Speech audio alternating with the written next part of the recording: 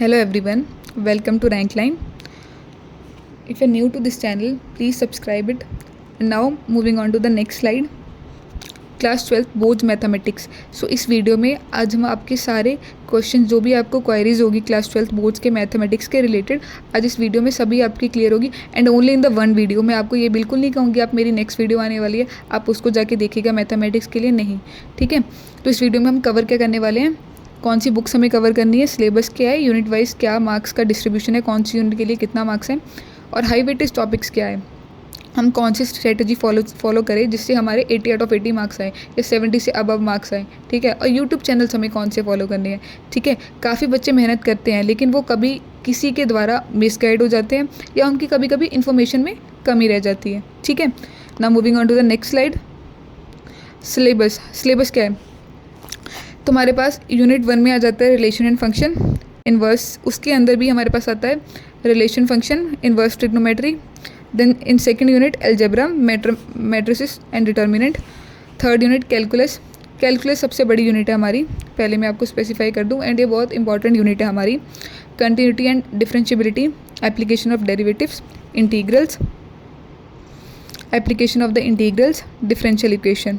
Now moving on to the fourth unit vector and the three-dimensional geometry. So vectors, three-dimensional geometry, and now moving on to the 5th unit linear programming and moving on to the 6th unit probability and the last unit probability, ठीक है। तो हमारे total chapters बनते हैं 13 chapter, ठीक है, 13 chapters in total, okay.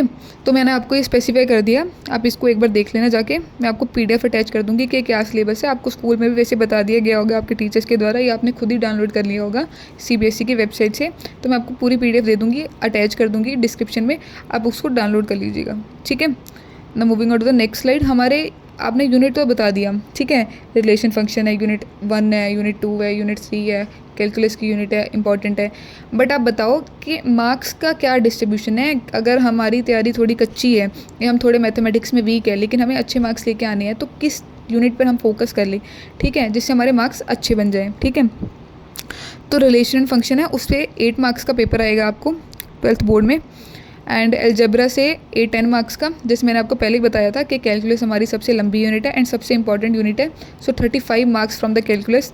Vector and three dimensional geometry से 14 marks का पेपर आएगा एंड लीनियर प्रोग्रामिंग से 5 मार्क्स का, प्रोबेबिलिटी का 8 मार्क्स का, एंड टोटल 80 मार्क्स, ठीक है। और इंटरनल असेसमेंट जो कि आपके स्कूल के द्वारा लगेगी वो 20 मार्क्स की है, ठीक है।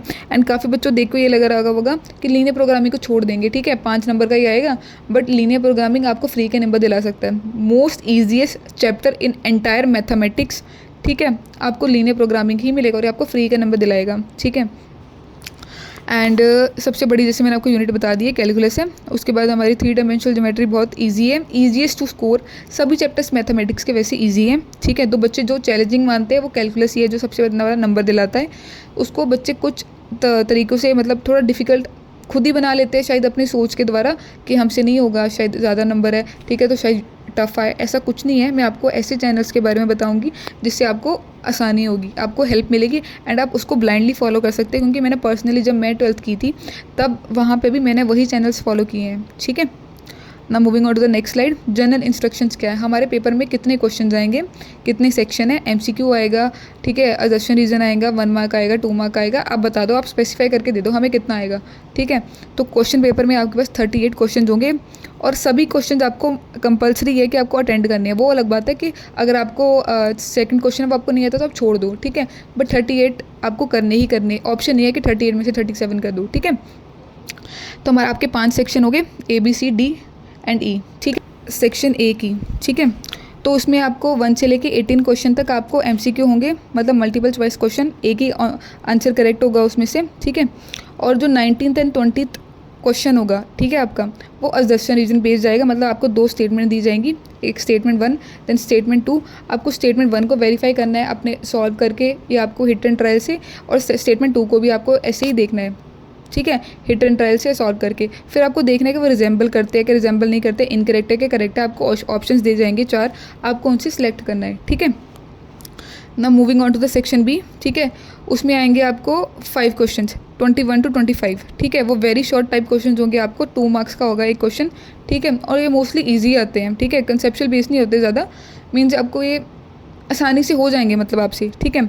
और आएगा सेक्शन सी, ठीक है, ये शॉर्ट आंसर टाइप क्वेश्चन आएगा, 3 मार्क का होगा ये, ठीक है।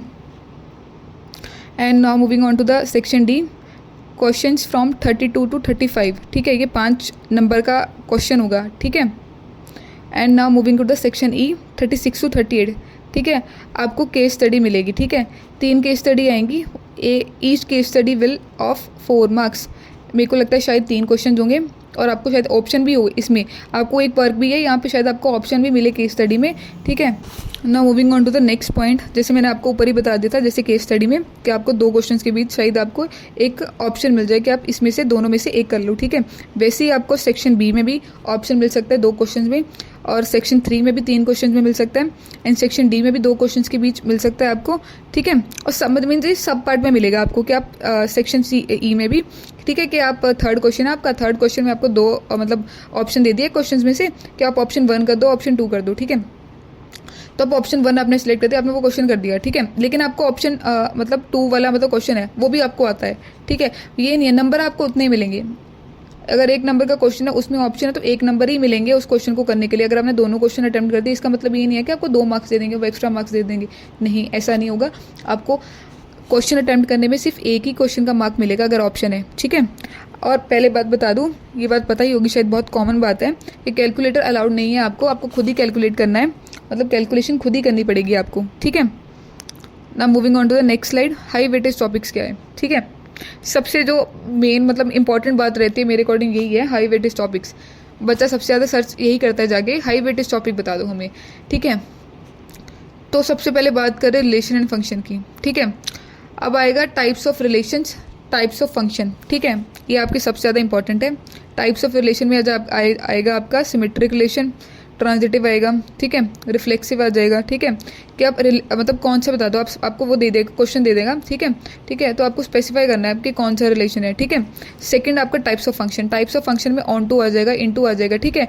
एंड थर्डली मैं सबसे इंपॉर्टेंट बात बता रही हूँ, अपने एक्सपीरियंस के अकॉर्डिंग बता रही हूँ, 1 marker MCQ, how many relations, आपको टीचर्स ने फॉर्मूला लिखा रखा होगा, ठीक है, अगर नहीं लिखा रखा है तो मैं उसको भी आपको प्रोवाइड कर दूंगी, ठीक है। टाइप्स ऑफ रिलेशन आपको बताएगा कि बता दो कितने रिफ्लेक्सिव रिलेशन है इसमें, ठीक है, कितने सिमेट्रिक है, ठीक है, उसका फॉर्मूला आता है, आप उसको आसानी से कर सकते हो 1 मिनट के अंदर, ठीक है। तो 1 मार्कर MCQ आता है इससे। And now inverse trigonometry function, ठीक है, you must know about all the basic properties, ठीक है, आपको बेसिक प्रॉपर्टीज सब आनी चाहिए इसकी, ठीक है, चाहे वो रेंज है, चाहे वो डोमेन है, चाहे प्रिंसिपल वैल्यू है।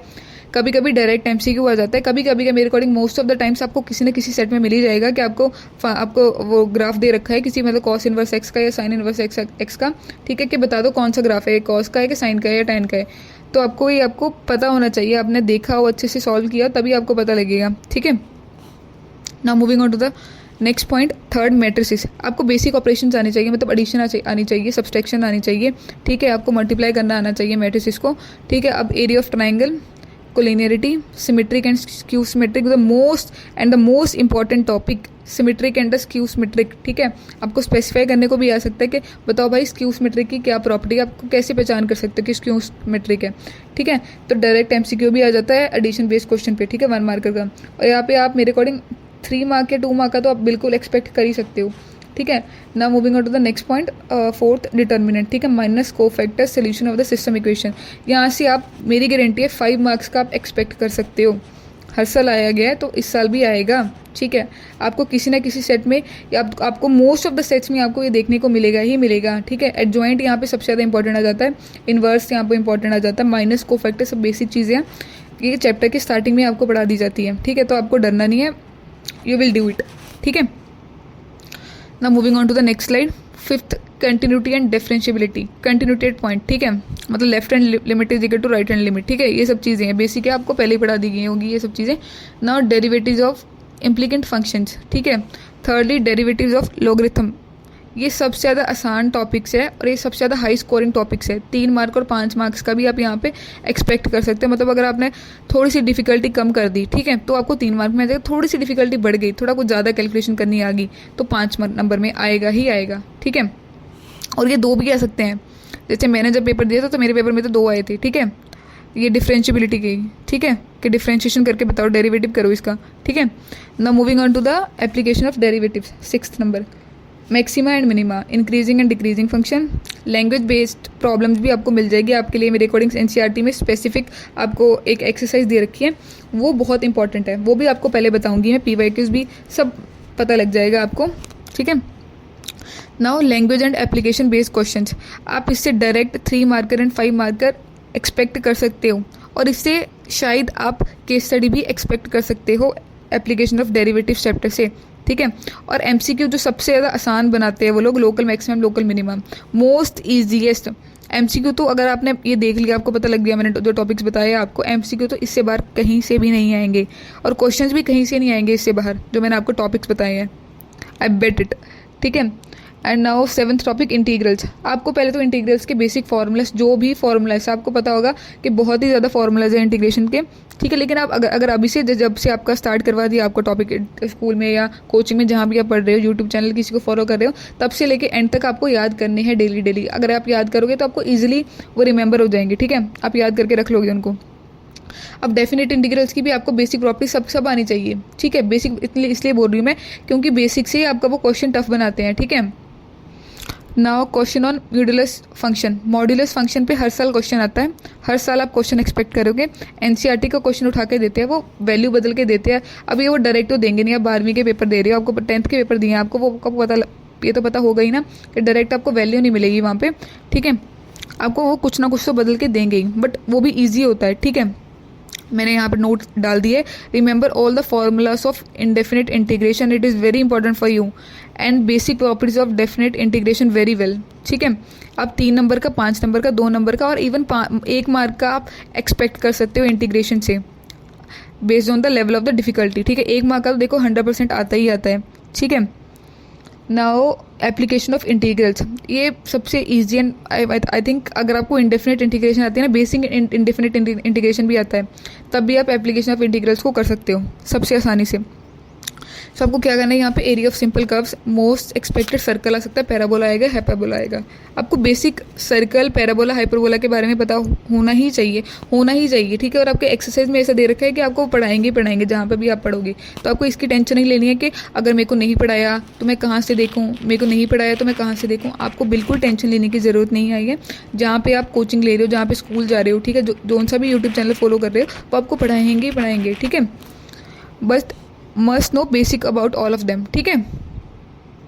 Now 9th differential equation, one of the most my favourite chapter, order and degree. आप डायरेक्टली इससे 1 मार्कर एमसीक्यू मेरी गारंटी है, पक्का आएगा आपको। नाउ इसमें 3 टाइप्स होती है, आपको पता ही होगा, linear, homogeneous, ordinary differential equation, ठीक है। लीनियर होती है, लीनियर थोड़ी सी इंपॉर्टेंट ज़्यादा आ जाती है, क्योंकि लीनियर में आपको थोड़ी सी कैलकुलेशन ज़्यादा करनी पड़ सकती है, मतलब कंसेप्चुअल ज़्यादा है लीनियर। ऑर्डिनरी के आपको पता होगा कि आपको इधर लेके जाना है, एक्स को उधर लेके जाना है, वाई को उधर लेके जाना है, आपको इंटीग्रेट कर देना है, ठीक है। बट लीनियर थोड़ा आपको डिफिकल्टी ज़्यादा बढ़ा देती है, ठीक है। तो लीनियर पे आपको ज़्यादा फोकस करना है, 5 मार्क का आप एक्सपेक्ट कर सकते हो। और मैं आपको बता दूँ, एक मैंने बताया था एओडी, मतलब एप्लीकेशन ऑफ डेरिवेटिव्स, वहाँ पर आप एक्सपेक्ट कर सकते हो case study. Secondly differential equation पर भी आप एक्सपेक्ट कर सकते हो, वो भी लीनियर के टॉपिक पर ही, लीनियर डिफरेंशियबिलिटी के ऊपर ही आप एक्सपेक्ट कर सकते हो, ठीक है। लीनियर डिफरेंशियल इक्वेशन पर भी आप एक्सपेक्ट कर सकते हो। मैं दोबारा बार बार इसलिए ये बोल रही हूँ क्योंकि ये इंपॉर्टेंट है, मेरे को पता है, ठीक है।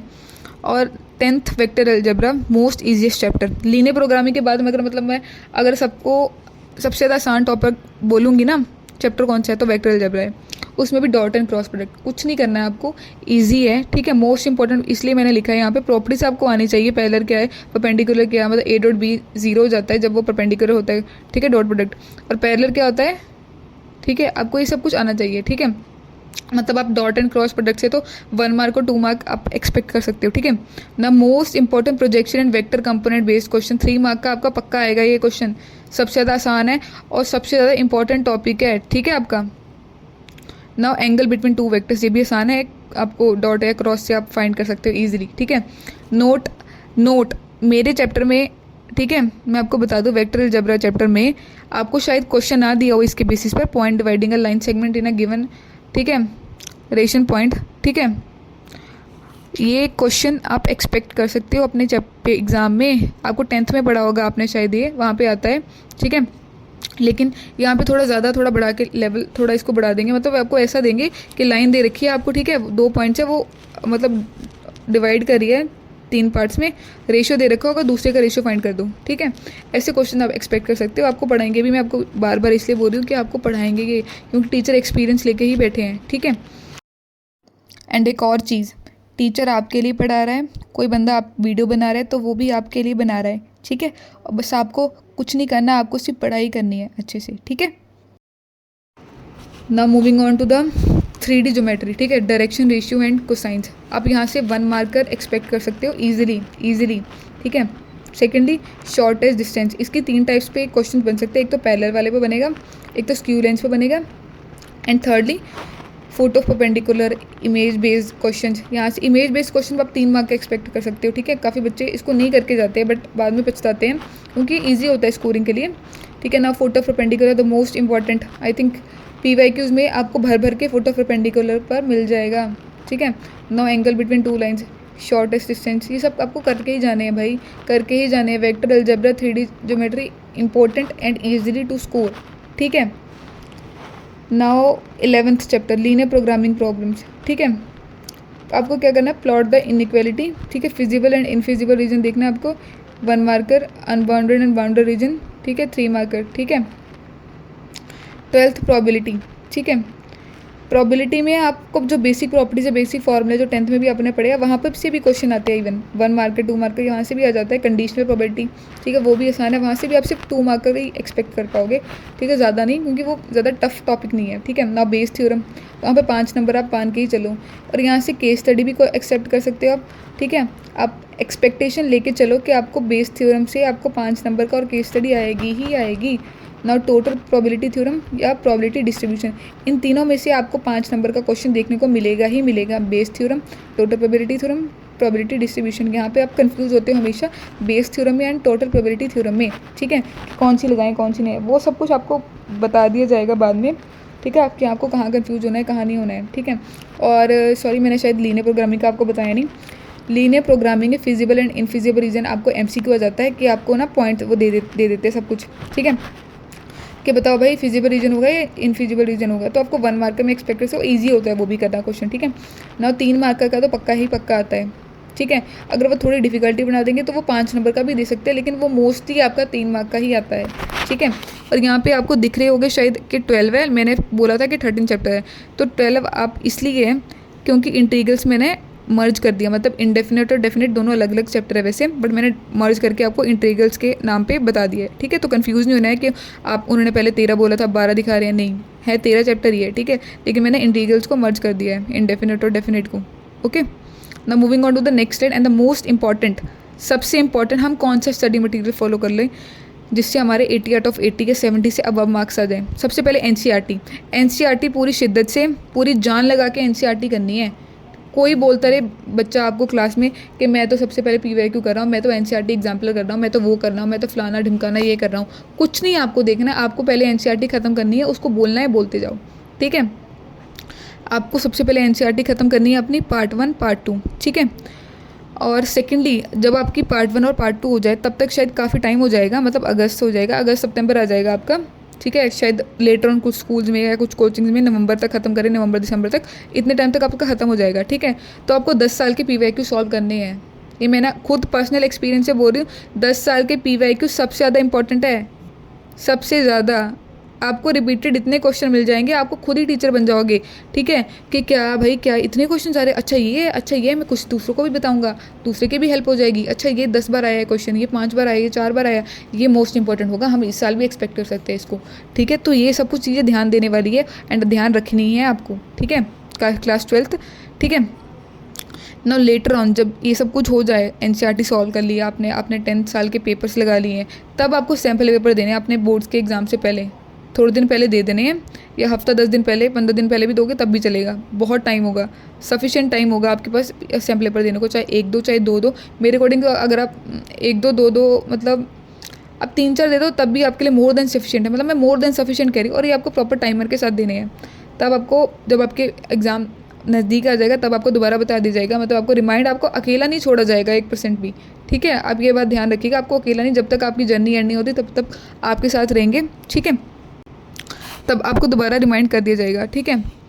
जो मैं आप बता दूं आपको स्टडी मटेरियल, मतलब कौन से मतलब बुक्स कौन से भाई कौन सी कंपनी की फॉलो करनी है, तो मेरी पर्सनली फेवरेट ओसवाल है और पीडब्ल्यू प्रेफर्ड बाय मी, ठीक है। तो ओसवाल की बुक, जो अपन 10 साल की पेपर की बुक लेनी है वो आपको ओसवाल की ही लेनी है, आँख बंद करके मेरे पर भरोसा रख के ओसवाल की ही लेनी है, ठीक है। एंड अब पीडब्ल्यू की तरफ से आपको ना 12 सैम्पल पेपर क्वेश्चंस का मिल जाता है और ओसवाल की तरफ से 15 सैम्पल पेपर का आपको बुक आ जाती है, बुकलेट आ जाती है। आपको जो आपको अच्छा लगे आप उनमें से कोई सा भी ले सकते हैं, दोनों ही अच्छे हैं, ठीक है। नाउ ये मैं अपने एक्सपीरियंस से बोल रही हूँ, मैंने नोट भी डाला है, ये अपने एक्सपीरियंस से बोल सकती हूँ क्योंकि मेरे भी इतने ही मार्क्स आए थे, ठीक है। तो पर्सनली मेरी फेवरेट जो बुक्स है मैंने वही बताई है आपको, ठीक है। ना moving on to the next slide, हम कौन से ऐसे यूट्यूब चैनल्स फॉलो कर लें जिससे हमारे अच्छे नंबर आ जाएँ, ठीक है। तो सबसे पहले मैं आपको बता दूँ माय पर्सनली फेवरेट जहाँ से मैंने भी पढ़ा है एनसीईआरटी वाला, और एनसीईआरटी वाले में भी स्पेसिफाई कर दूँ, अगर आपको पूरा चैप्टर कंप्लीट करना है तो आपको विजेता सीरीज़ देखने को मिल जाएगी वहाँ पे एनसीईआरटी वाला की तरफ से। 2025 की प्लेलिस्ट भी आपके पास अवेलेबल होगी, 2024 की, दोनों ही बेस्ट है, ठीक है। दोनों ही बेस्ट है, चाहे 2024 वाली देख लो चाहे 2025 वाली देख लो। ये आपको 2025 वाली देखने को मिल जाएगी और ये आपको 2024 वाली देखने को मिल जाएगी, ठीक है। तो आपके देखनी ही देखनी है, ठीक है। और समझ लो आपका चैप्टर कंप्लीट हो गया। मैंने आज ना रिलेशन फंक्शन कंप्लीट किया, अब मेरे को लग रहा है कि मेरे को ना एक बार रिवीजन कर लेनी चाहिए, ठीक है। तो आप बेझिझक होकर माइंड मैप देख सकते हो या आपने जो नोट्स बनाए हैं वो देख सकते हो। अगर नीड है माइंड मैप देखने की तभी देखना है, अगर आपको 10 दिन बाद रिवीजन कर रहे हो, 15 दिन बाद रिवीजन कर रहे हो, आपने चैप्टर निपटाया तो आपको लग रहा है कि मेरे को शायद कुछ पॉइंट मेरे को भूल ना रही हूँ मैं, तो आपको माइंड मैप देखना है, ठीक है। और सेकंड चैनल आप फॉलो कर सकते हो उशांक सर का साइंस एंड फन चैनल, वो भी काफ़ी अच्छा है, बट आप उसको सिर्फ रिवीजन के लिए यूज़ करो। अगर आपने चैप्टर कंप्लीट करना है अपना पूरा तो मेरे अकॉर्डिंग आप एनसीईआरटी वाला को ही फॉलो करो। एंड आप कंप्लीट के लिए भी एनसीईआरटी वाला को फॉलो कर सकते हो, ब्लाइंडली ट्रस्ट करके आप फॉलो कर सकते हो, ठीक है। Moving on to the next slide. Thank you everyone, hope you find it worth it. आपकी इस वीडियो को बनाने के लिए काफ़ी रिसर्च लगी है, एक एक चीज़ एक एक पीपीटी मैंने खुद बनाई है, तो आप बेफिक्र होकर टेंशन फ्री होकर आप एक बार इसको फॉलो करके देखिए, ठीक है। आपको अपने क्लास के मार्क्स में भी, क्लास के टेस्ट में भी आपको इंप्रूवमेंट दिखने को मिलेगी, ठीक है। क्योंकि टीचर वहाँ पे जो पढ़ाएगा आपको कोचिंग में, टेस्ट में, स्कूल में, ठीक है, वो टेस्ट में वही क्वेश्चन डालेगा जो उसको पता है कि वही हाई वेटेज है, बच्चे के नंबर आ जाएंगे इससे, ठीक है। तो टेंशन नहीं लेनी है। अगर आप नए हैं इस चैनल पर तो प्लीज़ सब्सक्राइब करना और लाइक ज़रूर करना एंड कमेंट डाउन बिलो कि मैं केमिस्ट्री की वीडियो कब डालूं या फिज़िक्स की वीडियो कब डालूं, ठीक है। और कौन सी पहले चाहिए, फिज़िक्स की पहले चाहिए या केमिस्ट्री की पहले चाहिए, ठीक है। Thank you everyone and please subscribe rank line.